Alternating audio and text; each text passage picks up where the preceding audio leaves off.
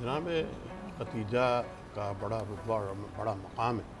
اس میں دو باتیں بڑی اہم ہیں، مختصراً میں کروں گا، ظاہر ہے کہ سب نے بولنا ہوتا ہے. ایک تو یہ کہ آپ کی وہ ذات ہے کہ جس کو پروردگار عالم نے اور جبرائیل نے سلام کہلوایا.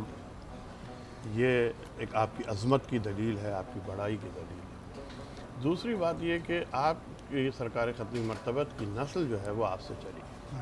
یہ ایک بہت بڑا اعزاز ہے جناب ختیجہ کے لیے.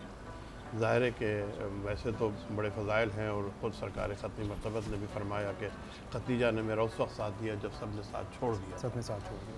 تو یہ باتیں تو ایک ٹھیک ہے وہ ہے، لیکن یہ جو دو فضیلتیں ہیں، ان فضیلتوں کا کائنات میں کوئی تقابل نہیں کہ خود پروردگار عالم سلام بھیجے ان کی عظمت.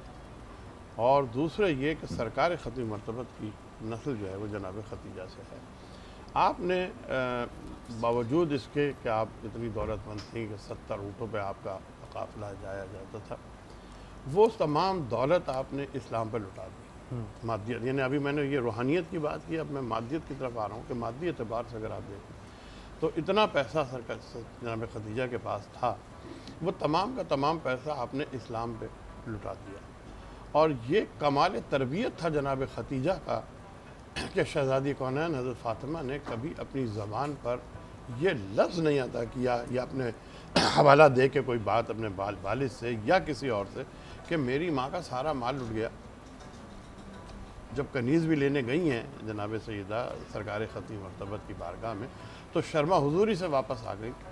اور یہ نہیں کہ صاحب میری ماں نے تو کے پاس تو غلام اور کنیزوں کی ایک لائن تھی، ایک قطار تھی، اور اتنا اونٹ میرے جاتے تھے سرکار ختیجہ کے، تو میرا تو حق بنتا ہے.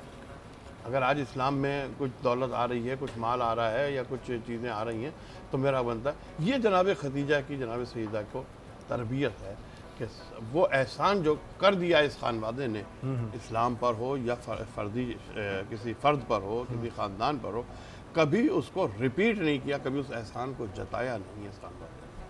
یہ خانوادے کی صحت ہے. جناب امام حسین کے لیے بھی خود ہے کہ جناب حور کو پانی پلایا اس پیاس کے عالم میں، لیکن کربلا میں جب پیاسے تھے تو کسی ایک نے نہیں کہا کہ حور ہم نے تمہیں کل پانی پلایا تھا.